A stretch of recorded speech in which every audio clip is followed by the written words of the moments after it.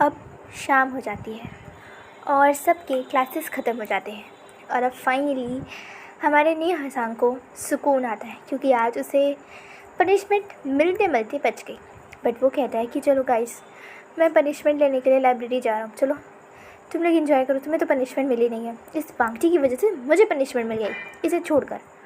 पांगजी अपनी क्यूट सी बनी स्माइल दिखाता है और हमारे नी हसांग के पास आता है और कहता है, नी गोगो प्लीज़, क्या पांगजी को पनिशमेंट देते हुए देखना चाहते हो क्या? आपको पता है ना मेरे हैंड्स कितने सॉफ्ट सॉफ्ट हैं, वो इतनी पनिशमेंट कैसे लिखेंगे? और हमारे नी हसांग कहता है, बस यही चिकनी चुपड़ी बातों में तुम अंकल को फंसा लेते हो, एल्डरलैंड को, और तुम पनिशमेंट से बच जाते हो। हम कैसे फंसाए? आखिर अल्फ़ा क्यूट क्यों नहीं होते? हाँ, अल्फ़ा को भी क्यूट होना चाहिए। भगवान जी, मेरी शिकायत है, या तो इस वांग जी को और भी ज़्यादा डेविल बना दीजिए या तो मुझे क्यूट बना दीजिए। वांग जी हंसते हुए कहते हैं, भगवान जी तब मुझे डेविल बनाएगा ताकि मैं नी गगा को और भी तंग करूँ और उन्हें और भी ज़्यादा पनिशमेंट मिले। नी हसांग कहते हैं, भांग जी, और वह चिढ़कर वहाँ से चुपचाप लाइब्रेरी की तरफ चला जाता है अपनी रूल्स को कॉपी करने के लिए। और तब भांग जी हमारी यानली की तरफ देखता है जो कि हंस रही थी। और तब यानली कहती है, क्यों उन्हें तंग करते हो? हाँ। भांग जी कहता है, वो तो उनकी पनिशमेंट की आदत है, बचपन से लेते आए हैं।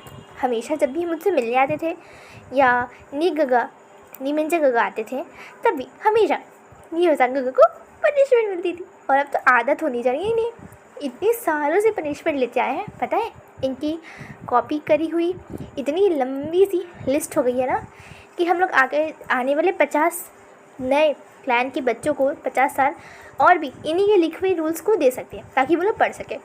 सच में इतनी बार लिखा है? हाँ, बहुत लिखे हैं।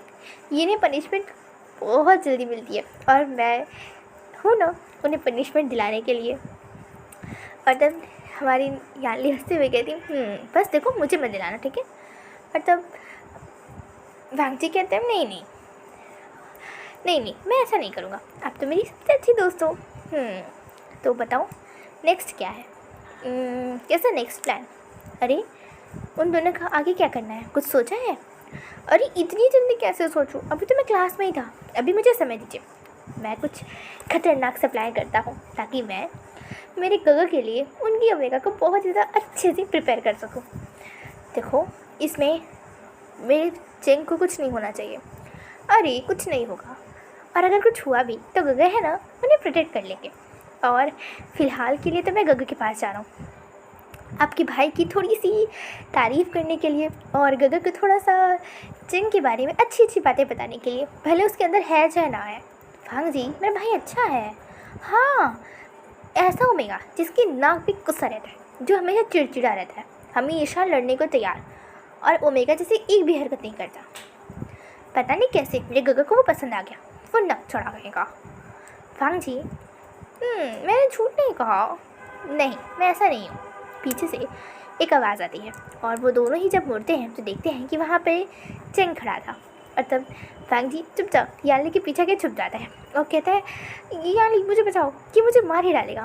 और चेंग कहता है, सच में मैं इधर आऊँ मुझे मैं मार ही डालता हूँ, तुम क्या कह रहे हो? मैं नकचड़ा हूँ? हाँ, मैं खड़ूस हूँ, अड़ियल हूँ, मेरे नाक पे गुस्सा रहता है, तुम्हें तो मैं बहुत पीटूँगा। वांग जी तुम इधर आओ। और वांग जी यानली एक दूसरे की तरफ चक्कर लगा रहे थे। वांग जी आगे आगे और उसे पीटने के लिए हमारा चेंग पीछे पीछे। और तभी वहाँ पर हमारे लैन हुआन आ जाते हैं और वांग जी कहते हैं, लो अल्फा आ गया। और तब वो हमारे चेंग की तरफ देखता है और चेंग तो एकदम क्यूट से ओमेगा की तरफ बिहेव करने लगता है और चुपचाप वो खड़ा हो जाता है। और वांग जी कहते हैं, हाय ये तो ऐसे बदलता है, इतनी जल्दी तो गिरगिर भी रंग नहीं बदलता, तो ये बदल दिया। और वो अपनी गगा के पीछे आके छुप जाता है। और तब हुआन कहते हैं, क्या हुआ, तुम ऐसे ही दौड़ रहे हो? हाँ। तो फिर हमारा वांग जी चेंग की तरफ देखता है और तब कहता है कि वो क्या है ना गगो, मैं आपकी ओमेगा से बात कर रहा था बट वो तो चिढ़ गया। वांग जी अरे मेरा मतलब है कि मैं अपनी ओमेगा दोस्त से बात कर रहा था और वो चिढ़ गया और वो मुझे पीटने के लिए दौड़ने लगा। क्या राजकुमार जियांग? हाँ राजकुमार जियांग। वो क्या है ना गगो, इनके नाक पे हमेशा गुस्सा रहता है, हमेशा चिड़चिड़ करते रहते हैं और ओमेगा जैसी एक भी हरकत नहीं करते। इससे पहले कि चेंग कुछ और कहता अपनी डिफेंस में, तभी हुआन कहते हैं, भांग जी ऐसी बात तो नहीं है। मैंने तो इतनी देर से उन्हें नोटिस करा हूँ और वो तो काफ़ी अच्छे हैं, जेंटल है और पता है उन्हें भी तुम्हारी तरह खरगोश बहुत प्यारे हैं।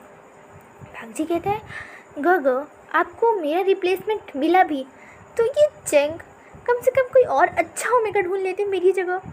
क्या गगो आपकी पसंद इतनी बुरी कब से हो गई? आपको पसंद भी आया तो ये ओमेगा, वो भी चेंग। उफ गगो। भांजी ये ऐसी बातें सुनकर लहनुमान का तो पूरा चेहरा रेड हो जाता है और वो भांजी को पकड़ के खींचते हुए वहाँ से लेकर जाते हैं। और तब भांजी चिल्ला कर कहता है चेंग मैं तुम्हारे अल्फा का ध्यान रखूँगा, बाय बाय, तुम फिक्र मत करना, ठीक है बाय बाय। और वो खींचते हुए लहनुमान के साथ चला जाता है। और चेंग भी यहाँ भी उसके गाल ईयर्स पूरे रेड हो गए थे टमाटो की तरह और वो अपनी चीज़ें की तरफ देखता नहीं है और चुपचाप धीरे से वहाँ से कट लेता है और वो भी चुपचाप जाकर अपने कमरे में आ जाता है। और हुआन वहाँ से खींचते हुए वांगजी को जिनशी हांशी में लेकर आते हैं और तब वो कहते हैं कि क्या कर रहे थे तुम? वांगजी कह रहा है कुछ नहीं, बस आपकी और चेंग गगो की सेटिंग करा रहा हूँ। वांगजी तुम्हें मैं एक लगाऊंगा। हाँ ये कैसे कैसे शब्दों का यूज़ कर रहे हो तुम? हाँ गलत क्या है इसमें? वैसे आप पसंद करते हो उन्हें तो फिर दिक्कत ही क्या है अगर आप दोनों एक साथ रहो तो? इससे मुझे कोई दिक्कत नहीं, मुझे नहीं लगता कि अंकल को वो दिक्कत है क्योंकि जब भी है राजकुमार चेंग ने गलतियाँ तो बहुत कम की है और उन्होंने पनिशमेंट भी अभी केवल एक बार ही रूल कॉपी करने को नहीं मिला है और वो भी सिर्फ मेरी वजह से क्योंकि मैंने उन्हें फंसा दिया था। और वैसे भी उनके लिस्ट में काफ़ी कम गलतियाँ हैं और अंकल को भी वो पसंद है तो दिक्कत क्या है? बस आप अंकल से बात कीजिए, अंकल एक रेड स्कूल जियांग क्लैन भेज देंगे, आपकी दोनों की शादी हो जाएगी। भांजी क्या आपको और समय चाहिए? हाँ गगो इतना समय मत लीजिए, आप पिछले 3-4 महीनों से उन्हें ऑब्जर्व कर रहे हो, उन्हें छुप छुप कर देख रहे हो, घूर रहे हो। आपको लगता है कि आपकी वांगजी से कोई बात छुप सकती है? आपका वांगजी सब कुछ जानता है। गगो मेरा कान मेरा गगो छोड़िए, मेरा कान बहुत दर्द हो रहा है। मेरा वांगजी सब कुछ जानता है ना? चलो बताओ अपने कान को कैसे छुड़ाओगे? गगो प्लीज़ छोड़िए, मेरे कान में दर्द हो रहा है। गगो छोड़िए। अगली बार से तुम्हें पनिशमेंट में सच में ऐसे ही देने वाला हूँ। गगो मेरे आपने मेरे प्यारे प्यारे कान को कितनी कस से घुमा दिया। ऐसा भी कोई करता है क्या? ऐसे ही करना चाहिए। मैंने बचपन में तुम्हें बहुत बिगाड़ रखा है। तुम्हें पनिशमेंट नहीं देता था ना, बल्कि तुम्हें बचाता था, इसीलिए तुम बिगड़ गए हो। तुम्हें पनिशमेंट मिलनी चाहिए अब से। गोगो अपने वांगजी को पनिश करोगे? वांगजी एक क्यूट सा इनोसेंट का पाउट कर लेता है और अब इस पाउट पे तो पूरी दुनिया हारी हुई है। लहनुमान कैसे जीतते? और लहनुमान कहते हैं अच्छा ठीक है अपना ये जो ओवर ड्रामा है ना इसे बंद करो और चलो मेरी हेल्प कराओ। किसमें? मुझे प्रोजेक्ट लिखने हैं और बहुत सारी रिपोर्ट सबमिट करनी है और तुम लोग के लिए एक नाइट हंट का प्लान भी करना है। पेपर वर्क है। मैं क्यों लैन का सेकंड जेट बना? क्यों? इससे अच्छा मैं कोई सर्वेंट बॉय बनता, कम से कम ये पेपर वर्क तो नहीं करने पड़ते। वांगजी को एक तपली धीरे से उसके सर पे मारते हुए कहते हैं तुम बकवास बहुत करते हो, चलो मेरी मदद करो। हाँ गगो ठीक है। और वो दोनों ही भाई बैठ जाते हैं और वांगजी और हुआन दोनों ही मिलकर अपने पेपर वर्क को कंप्लीट करने लगते हैं। और अब रात के 7 बज गए थे यानी डिनर टाइम, और तब जाके वो दोनों ही उठते हैं। वो दोनों ही करीब 3 बजे से ये सब कुछ कर रहे थे और अब दोनों ही उठते हैं और वांगजी कहता है गगो आपकी हेल्प करते करते तो शायद लगता है मैं बूढ़ा हो जाऊँगा। हाय मेरी जवानी ख़त्म हो जाएगी पेपर वर्क में ही। इसीलिए अंकल ये शादी ही नहीं कर पाए, इतनी सारी पेपर वर्क के चक्कर में ओमेगा को उन्होंने पसंद ही नहीं किया। और आप भी ऐसे चाहते हो कि मैं अपने अल्फा को पसंद ही ना करूँ और उसे समय ही ना दे पाऊँ। पहले क्लासेस थी और अब पेपर वर्क। बताइए मैं उससे प्यार कैसे खुद में कैसे मैं उसे पटाऊँगा और कैसे वो मुझसे प्यार करेगा? हाँ अगर मैं पेपर वर्क ही करता रह जाऊँगा। वांगजी क्या तुम चाहते हो कि मैं तुम्हारे कान को पकड़ के एक बार और मोड़ दूँ? नहीं मेरे बहुत प्यारे प्यारे क्यूट कान हैं। और वो अपनी कान को कवर कर लेता है और कहता है नहीं मैं ठीक है, मैं चुप हूँ। तो चलो खाना खाने का टाइम हो गया है, वरना हम लेट हो गए तो हमें पनिशमेंट मिलेगी। हाँ पनिशमेंट आपको मिलेगी। मैं तो कह दूँगा कि गगो ही ने मुझे तंग कर रहे थे और मुझे आने नहीं दिया।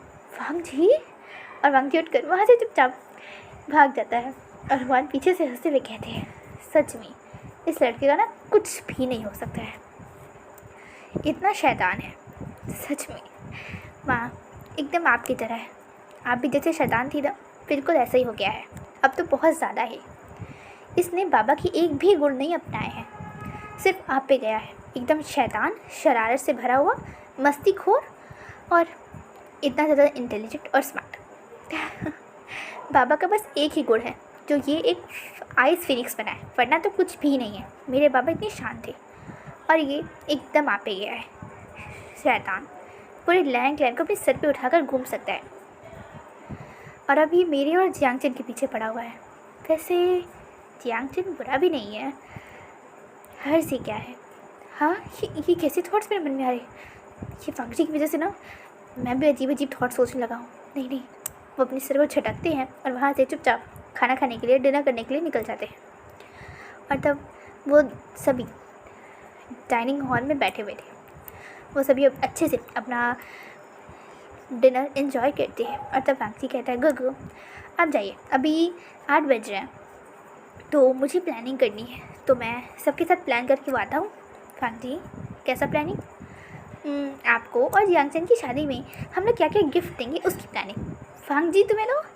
और वांगजी हंसते हुए वहाँ से भाग जाता है और वो धीरे धीरे धीरे धीरे वहाँ से अपनी गैंग के पास आता है। और उसकी गैंग यानी कि हमारा मो शॉन्शू, जियांग यानली और नी होसांग। और तब वो आता है और तब नी होसांग अपना दुखड़ा रो रहा था कि आखिर वांगजी की वजह से उसे कितनी ज़्यादा पनिशमेंट मिल रही है। और हमारा मो शॉन्शू उसे बहुत प्यार से कंफर्ट कर रहा था कि कोई बात नहीं कोई बात नहीं, ओके रिलैक्स। वैसे तो हमारा नी होसांग हमारे मो शॉन्शू से 3 साल छोटा है, बट वो कुछ ज़्यादा ही ओवर ड्रामेटिक है और इसीलिए वो हमारे मो शॉन्शू के कंधे पे सर रखकर अपनी बहुत बहुत ज़्यादा दर्दनाक कथा सुना रहा था कि उसे कितने सारे रूल्स को कॉपी करना पड़ता है वांगजी की वजह से, और वांगजी बचपन से उसे कितना ज़्यादा तंग कर रहा है। और हमारा मो शॉन्शू उसे बहुत ही प्यार से कंफर्ट कर रहा था, कोई बात नहीं, क्योंकि अब वो सभी एक टीम बने थे। और हमारा यहाँ यानली वो तो बस इस प्यारे से क्यूट से ड्रामा को इंजॉय कर रही थी। और तब वहाँ पे वांगजी आता है और कहता है, नहीं गगो आप मेरी बुराई कर रहे हो, आपको बिल्कुल शर्म नहीं आती? हाँ, मैं ऐसा नहीं हूँ, मैं तो बहुत ही ज़्यादा प्यारा, क्यूट हूँ और इनोसेंट हूँ। नी होसांग उसकी तरफ गुस्से में देखते हुए कहता है, देखो मैं मानता हूँ कि तुम प्यारे हो, मैं मानता हूँ कि तुम क्यूट हो, बट मैं ये मान ही नहीं सकता कि तुम इनोसेंट हो। इस दुनिया में सबसे ज़्यादा चालाक हो ना तो तुम ही हो, हर गलती करते हो और बाद में नी गगा पे आके सारी गलती थोप देते हो, और इसकी वजह से नी गगा की पनिशमेंट की लिस्ट इतनी लंबी हो गई है। तुम्हें पता है मैंने न जाने कितनी बार रूल्स को कॉपी कर लिया है। हाँ, इतनी बार कर लिया है कि अगले 50 साल भी जो भी राजकुमार आएंगे ना, हम आपकी लिखी हुई बुक को नहीं दे सकते हैं। वांगजी तुम्हें ना मैं। तब उन दोनों की लड़ाई बीच में आते हैं हमारे मो शॉन्शू और कहते हैं, जिस काम के लिए आए हैं वो करें। और तब कहते हैं, हाँ ठीक है, तो वांगजी क्या तुमने कुछ सोचा है? वांगजी कहता है, नहीं, गोगो ने मुझसे इतने सारे पेपर वर्क कराया ना कि मैं थक गया, मैं सोच ही नहीं पाया कुछ। वो बहुत ज़्यादा ड्रामेटिकली कहता है जैसे कि आज उसने पूरी जन्म का काम एक ही दिन में कर लिया है। और तब हमारा मो शॉन्शू कहता है, ठीक है मैंने कुछ सोचा है। और तब वो सभी उसकी तरफ देखते हैं और तब हमारा मो शॉन्शू कहता है कि क्यों ना हम लोग एक छोटा सा डेट प्लान करें, मतलब कि एक साथ डिनर। हम लोग कुछ ऐसा प्लान करें कि जिससे हमारे जियांगचन और लैंसी चैन को एक साथ क्वालिटी टाइम स्पेंड करने को मिले। मतलब कुछ हम लोग कुछ उनके लिए कुछ प्लान कर सकते हैं, क्योंकि अभी कुछ ही दिन में हॉलीडेज स्टार्ट हो जाएंगी और फिर हमें नाइट हंट के लिए भी जाना होगा बाहर। तो उस टाइम को हम लोग कुछ ऐसे प्लान करें कि उन दोनों को अकेले एक साथ टाइम मिले। मतलब उन सबको या तो नाइट हंट में भेज दे, या तो वांगजी तुम कुछ ड्रामा करके लैंसी चैन को एक तरफ सरी टाउन भेजो, और यानली आप जियांगचन को कुछ मंगाने के लिए एक साथ सरी टाउन भेज दीजिए, तो दोनों वहाँ मिल सकते हैं एंड अपना क्वालिटी टाइम स्पेंड कर सकते हैं। वांगजी को ये आइडिया अच्छा लगता है और वो कहते हैं, गुड आइडिया, बट अभी इसके लिए हमें परमिशन नहीं मिल सकती। अभी फ़िलहाल के लिए हम 1 महीने के लिए कहीं भी बाहर नहीं जा सकते, क्योंकि 1 महीने बाद हमारे एग्ज़ाम हैं, मीन्स 1 हफ्ते बाद हमारे एग्ज़ाम्स हैं एंड हमें उन पे ध्यान देना होगा कि ये मिडिल एग्ज़ाम्स हैं, वरना अगर आप लोग इसमें फ़ेल हो गए तो आप लोग को फिर से 1 साल रिपीट करना होगा। तब वांगजी की बात सुनकर वो तीनों ही कहते हैं, हाँ तो फिर ठीक है, हम लोग 1 महीने बाद से ये प्लान कंटिन्यू करेंगे। और तब तक तो पेपर्स भी कंप्लीट हो जाएंगे। वांगजी कहते हैं, हाँ वैसे भी मैं तो सोच सकता हूँ क्योंकि मैंने ऑलरेडी अपनी पढ़ाई पूरी कर ली है, तो वैसे भी पेपर्स 1 हफ़्ते बाद है, तो मैं आराम से पेपर्स दे सकता हूँ और तब तक शायद मैं कुछ अच्छा कुछ जुगाड़ सोच सकूँ। और तब वो सभी एक दूसरे की तरफ देखते हैं, हाँ कहते हैं और बाकी अपने अपने कमरे में ले चले जाते हैं। वांग जी आधे घंटे बाद हुआन के पास हानशी में आता है और तब हुआन वहाँ बैठकर एक किताब पढ़ रहे थे। वांग जी आकर सीधे उनकी गोद में सर रख लेता है अपने और कहता है गो गो। हुआन कहते क्या हुआ? गो गो मैं थक गया हूँ, आपने आज मुझसे कितने सारे पेपर वर्क कराए, आपको पता है आपका छोटा सा वांग जी कितना तो थक गया। अब बहुत गंदे आप मेरे लिए इतने सारे पेपर वर्क कराते हो, आपको मुझे बदले में रिवॉर्ड देना चाहिए। तो मेरे वांग जी को क्या चाहिए बताओ, मैं ला कर उसे देता हूँ। गग मैं चाहता हूँ, हाँ बोलो क्या चाहते हो? मैं चाहता हूँ, बोलो वांग जी क्या चाहते हो? आपसे एक वादा। अच्छा ठीक है चलो मैंने दिया, बताओ कि मेरे वांग जी को क्या चाहिए? वादा कि ये बात मैं बाद में बताऊँगा और तब आपको पूरा करना होगा।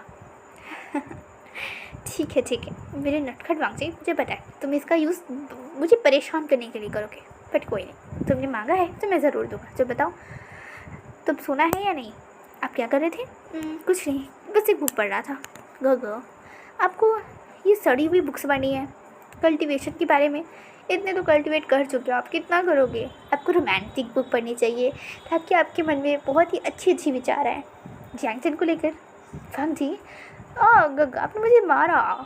वांग जी तो बहुत ज़्यादा शरारती हो गए हो, तो पता है ये बहुत ज़्यादा इनअप्रोप्रिएट है ऐसे थॉट्स को मन में लाना। और हम रूम में कुछ भी कर सकते गग, ये हमारा प्राइवेट स्पेस है। वांग जी चुपचाप सो जाओ। अब वो खींच कर वांग जी को बेड पे अच्छे से सुला देते हैं और ख़ुद भी अच्छे से चादर कवर करके सारे कैंडल्स को बुझा देते हैं और वांग जी से कहते हैं चुपचाप सो जाओ। वांग जी भी अपने गग को हक कर लेता है और वो तो चुपचाप सो जाता है क्योंकि ऑलरेडी 9 बज गए थे।